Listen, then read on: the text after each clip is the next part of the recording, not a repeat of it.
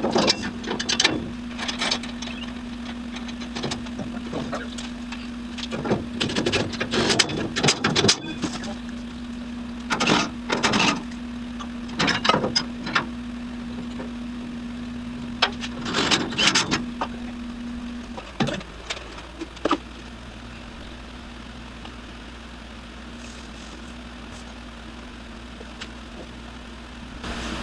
are you gonna do? Well, a couple things. One, I was going to experiment on a whole lot of else. We'll need to get the back. Get the back here. Plus, I thought I'd have you maybe take something brown. Put some brown on here. Get that Rust-Oleum brown. Yeah.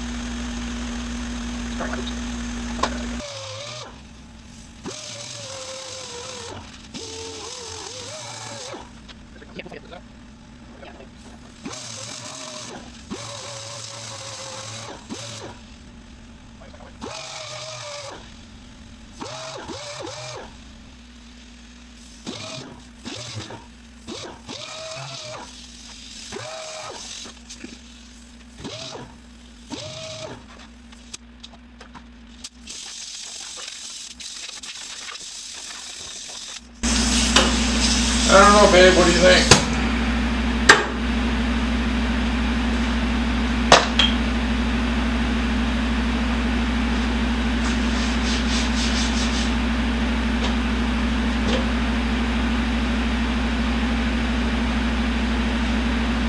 I don't know what to say.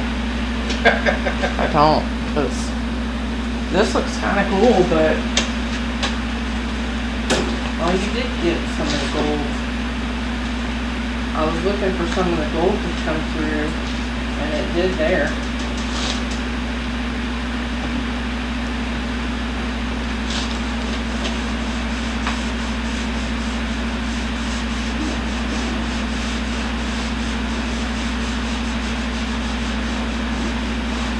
Now it's perfect covering it.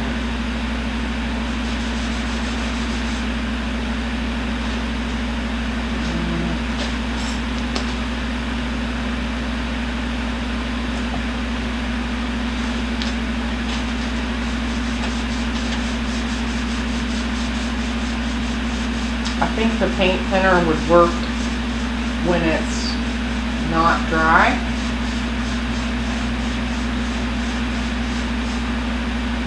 mean, it's moving some of it, but it's not just- taking a lot. No, it would have to be more wet for the paint thinner to work. The same or similar to sanding. But then you're racing. Well, watching Yeah, watching the stuff that Rat Rod Bob was doing.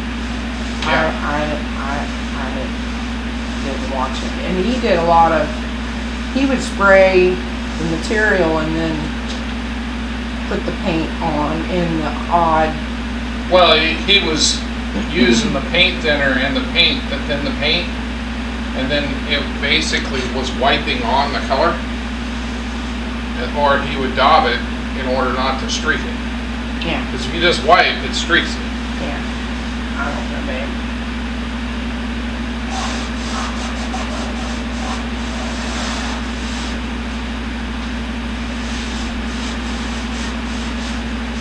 Just take it to bare metal and sit it out in the yard. Well, If you want it to look like rust. to me, this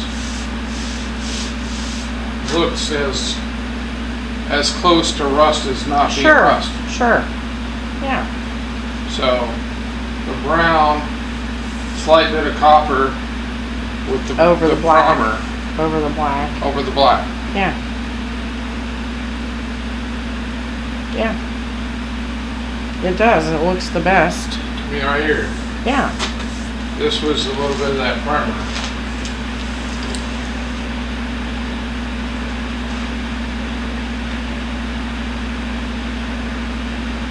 The blue looks cool. Well, I mean, it is as it would be, there would be a top coat of paint, and the rest would be run through. So in a sense, what you could do would be to do this process, and then take a rag with the blue and then put that over the, so it would have a blue haze to it. Right. Yeah. So it looked like all the blue was stripped off, or what would have been like in the remnants.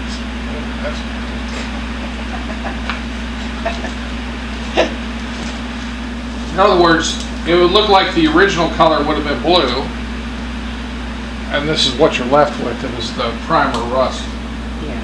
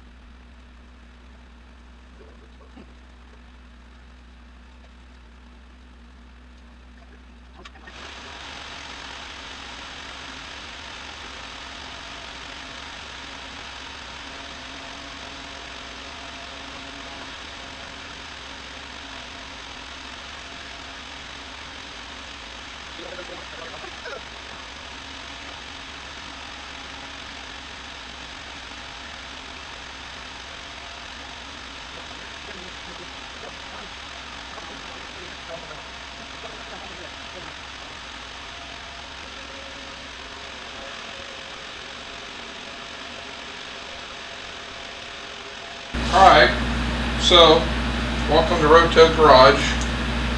Today what we're doing, me and the co-builder, we've done a couple test patterns of what we wanted to see and have on the bottom of the car.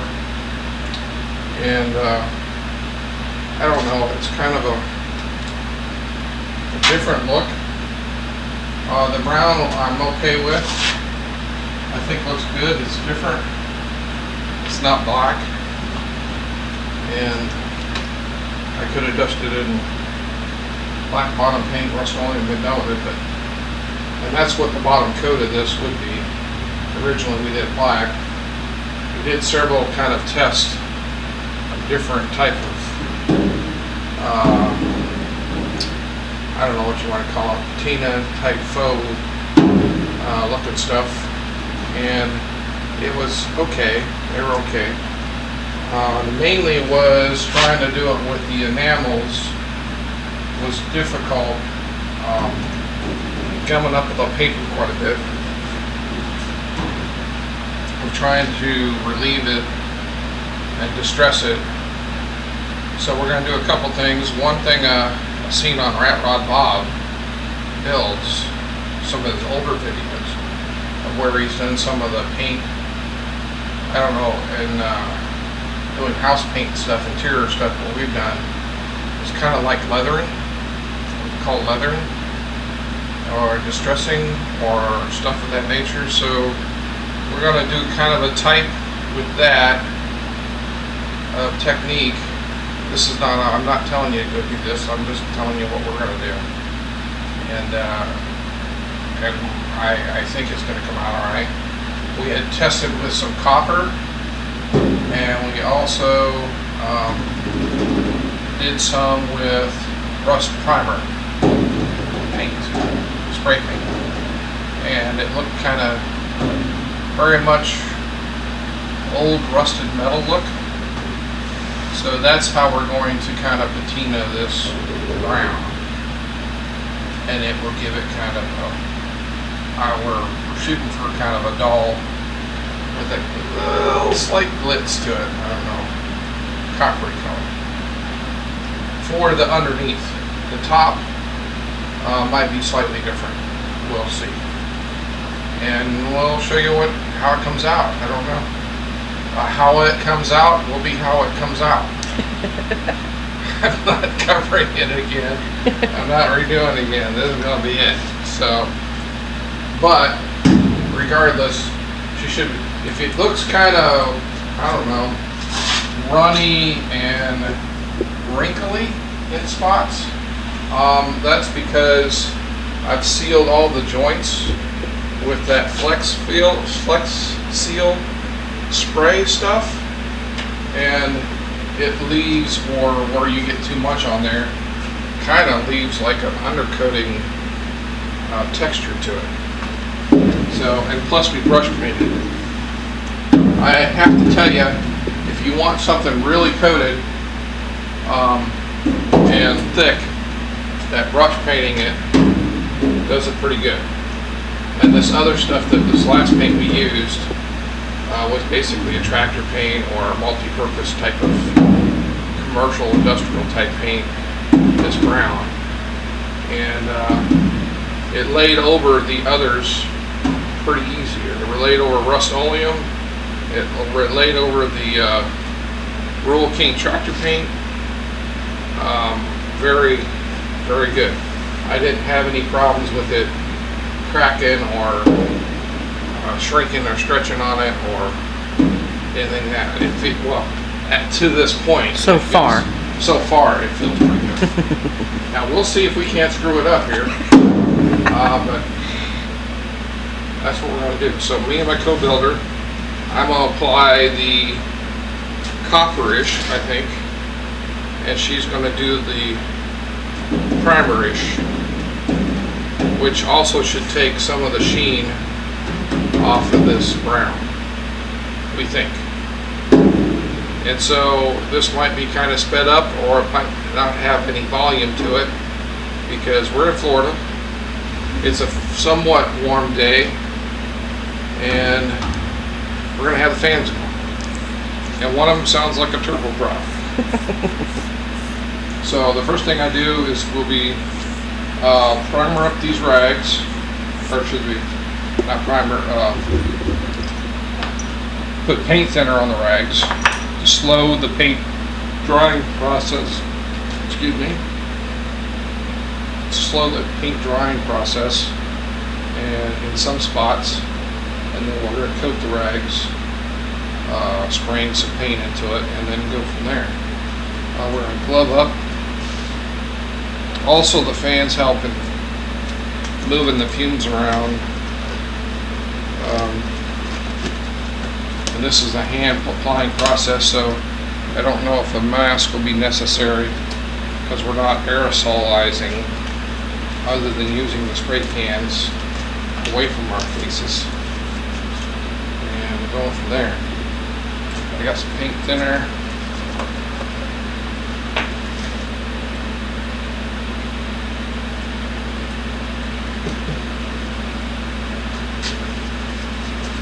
I don't want the rags to be dripping wet. I don't want them to be soaked. These are just old pieces of denim pants that we have saved for projects and patches. Now, and we've known from doing some of our other home projects that you can't start at one and then work your way, because you always get more out at the beginning. So you want to kind of mix it up. And then also go back over where you were.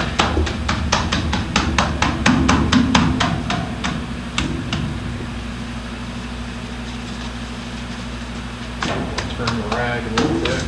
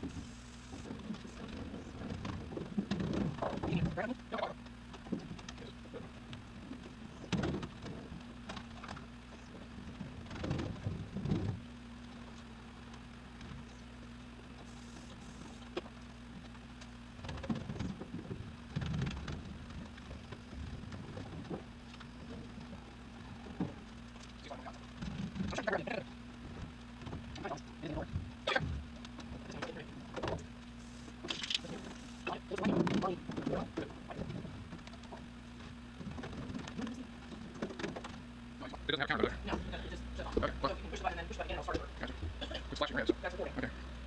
All right, well,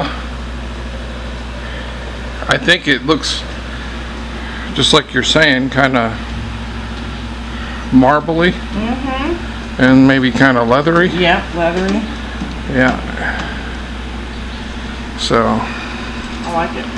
yeah, I think it's going to be fun. And I can tell where you've been. And Have I missed any spots? no.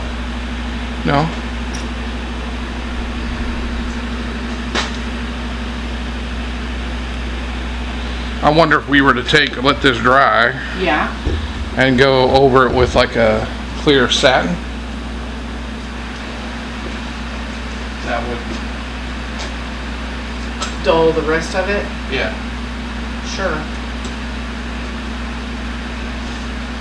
Do you think you'll do any more color, or this is good?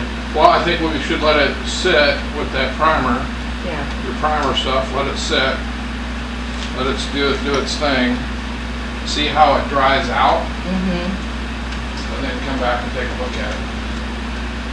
I'm almost thinking maybe we'll do another primer, but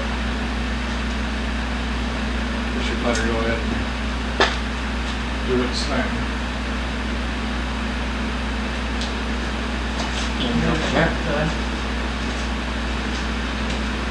Other sides of the rail. Be careful. Yeah. Let it do this, and I'll think. Another thing too is to grab the light stick.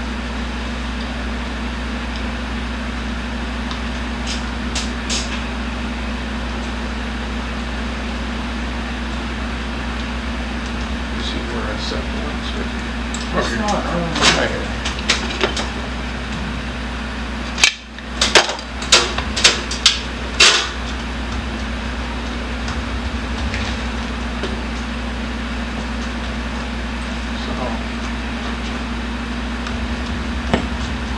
Be up under.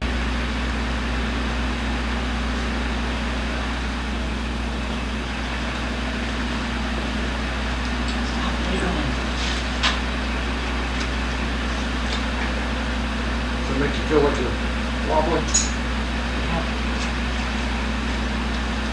So how long do you think this will, how long do you want to let this dry before we, Well, let's do an hour, okay. and then we'll see how tacky. I think it will dry fairly quick. Well, yeah, because it's so thin. It's warm today and it's Yeah. thin. Yeah.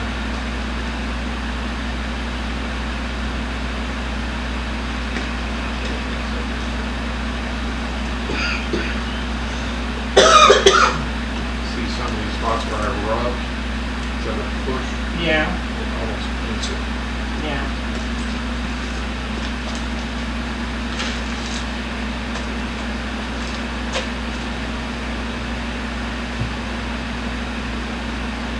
Right.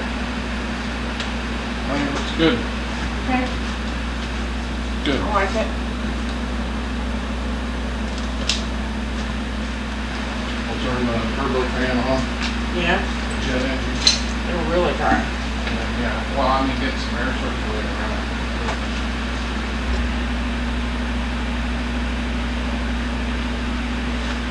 All right, so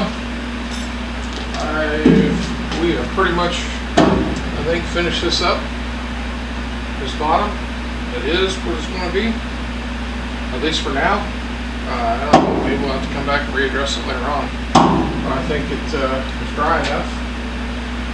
It's going to have another day or so to sit. I went ahead and put these lines back on it. And battery cable, brake, and the fuel line, which I will also tape up my hands. That's just in case I don't get any gook down in them. And that's it. That's it for the bottom. Right now, I think it looks pretty good.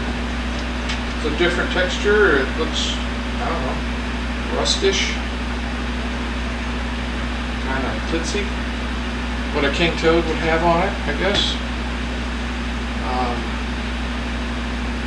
Yeah, that's where we're at right now. So now I will probably be doing some more engine work this week on the 71 460. And I think we got all the parts in for it. So I also purchased a cam bearing tool. So I'll be doing the cam bearings. So that'll probably be on another video here shortly. Me popping bearings out, popping bearings in. And then I'm going to do a quick hone just to help seat the rings, and we're going to get it back together. So as this process goes, we will slowly be doing, probably starting the rear, doing my radius arms and getting the rear back in the car, cleaning that rear end up. I'll do some videos on that. I got to put the final gear in it that we got, which I believe is a 3 1/4 open. So I think it'll be a good pulling gear. Should be a good highway gear. And I'm not building this car to all ass. It's supposed to get itself around good. I think that 71 460 will pull it just fine. And more than enough juice left over. So good. Sealed up. Lines are on it. I think this is all I really need to do. And so that'll be it for today on Road to Garage. Like, share, subscribe if you want to. See how the project's going. Get updates on it. And remember what I say, don't do what I do. You go out there and do you. Go out in the garage, have fun. God bless, and tote out.